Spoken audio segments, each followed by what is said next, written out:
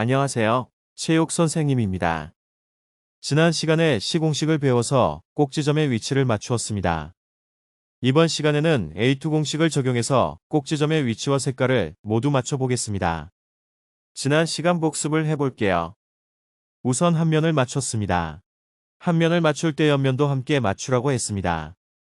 그리고 맞춘 면을 뒤집어서 아래로 놓고 위에 있는 4개의 꼭지점을 맞춘다고 했습니다. 초록, 빨강, 하양 조각을 살펴보겠습니다. 이 조각은 위치도 맞고 색깔도 맞다고 볼 수 있습니다. 반면 초록, 노랑, 빨강 조각을 살펴보겠습니다. 이 조각은 위치는 맞지만 색깔이 맞지 않는다고 볼 수 있습니다.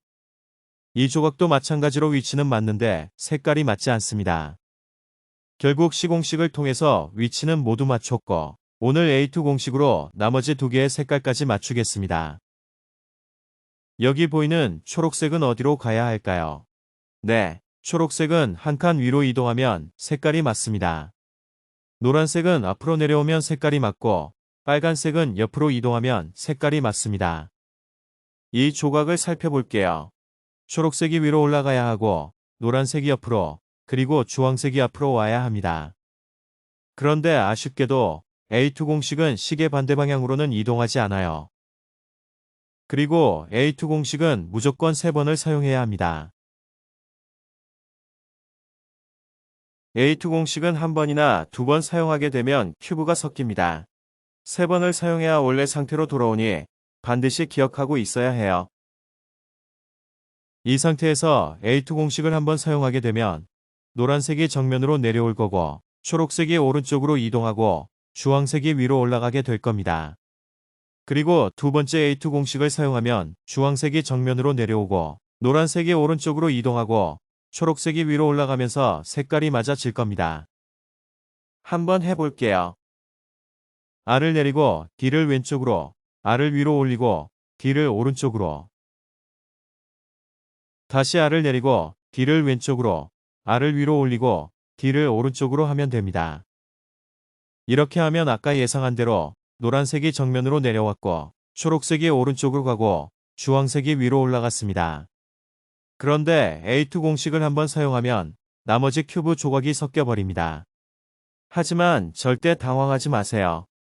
A2 공식을 한번 사용했기 때문입니다.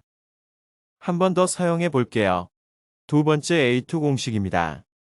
R을 내리고 D를 왼쪽으로, R을 위로 올리고 D를 오른쪽으로, R을 내리고 D를 왼쪽으로, R을 위로 올리고 D를 오른쪽으로 하면 됩니다.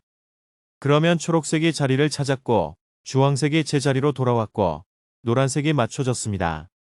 그런데 A2 공식을 2번 사용해서 아직까지 다른 조각들이 섞여 있습니다. 그럼 마지막 세 번째 A2 공식을 사용해 볼게요.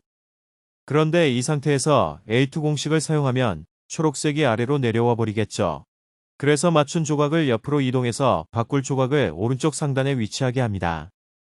그러면 노란색이 제자리를 찾고 빨간색이 오른쪽으로 가고 초록색이 위로 가서 맞춰질 겁니다. 그럼 마지막 A2 공식 사용하겠습니다. R 내리고 D 왼쪽, R 올리고 D 오른쪽, R 내리고 D 왼쪽, R 올리고 D 오른쪽. 그러면 A2를 3번 사용했기 때문에 그동안 섞여있던 조각들이 맞춰집니다. 그리고 위에 꼭지점이 위치도 맞고 색깔도 맞으면서 제자리를 찾아간 것을 알 수 있습니다. 그러면 아랫면은 모두 맞춰지고 옆면과 윗면의 꼭지점들이 모두 맞춰질 겁니다.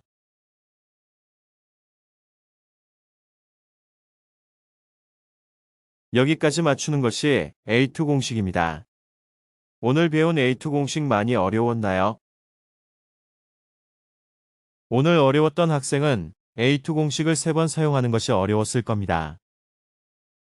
그리고 하다 보면 큐브가 섞일 수도 있어요. 그럴 때마다 당황하지 말고 다시 처음부터 다시 맞추면 됩니다. 그러면서 큐브 실력도 늘 거예요.